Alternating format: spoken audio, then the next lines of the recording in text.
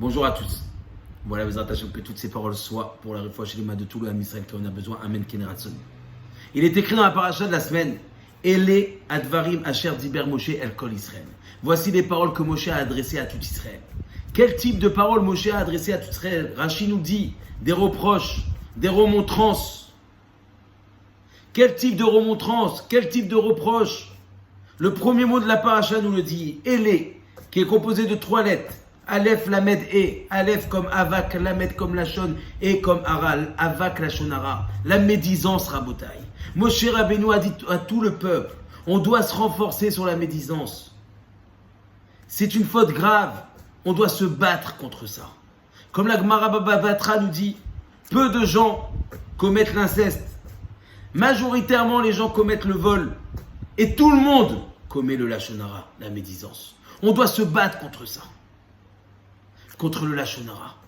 Le Lachonara, Rabotai, ça détruit. On passe une période aujourd'hui, jusqu'à Tisha B'Av, une période compliquée de l'histoire juive. Pourquoi? À cause de la sinatrinam, de la haine gratuite. La haine gratuite ne vient et ne commence qu'à cause du Lachonara, parce que j'ai parlé sur l'autre.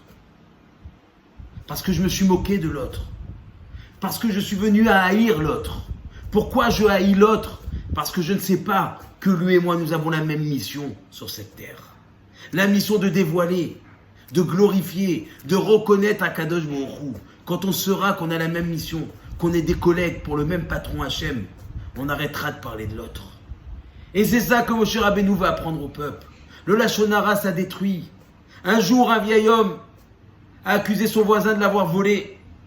La police est venue chercher le voisin et l'ont enfermé en prison. Après quelques semaines, il est sorti innocent. À son tour, l'innocent a décidé d'emmener en jugement le voisin, le vieil homme. Il est arrivé devant le juge, le vieil homme, il lui a dit « Mais j'ai rien fait, j'ai juste parlé.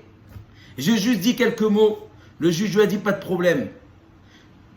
Quand tu vas rentrer chez toi, tu prends un bout de papier et tu écris plein de choses dessus.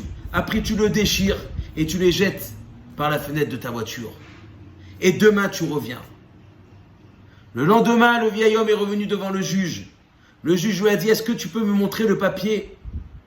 Est-ce que tu peux le recoller bout à bout pour voir ce que tu avais écrit dessus? Le vieil homme a dit au juge, mais c'est impossible. Le vent les a emportés, les a emmenés n'importe où. Il lui a dit, c'est pareil avec tes paroles. Ça te paraît rien. Mais ce que tu as dit, ça a été emporté.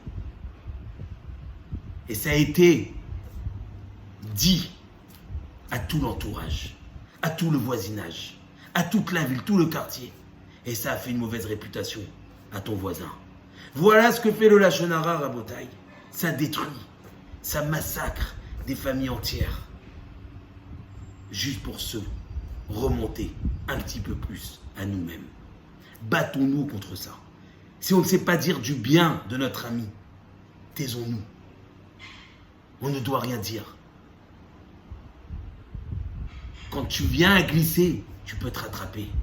Par contre, quand ta langue vient à glisser, c'est irrattrapable. Alors, Rabotai, prenons sur nous ce rizouk, cette force de se battre contre le Lachonara. Un grand Shabbat Shalom et on reconstruira le Beth Amikdash grâce à cette force. Razak.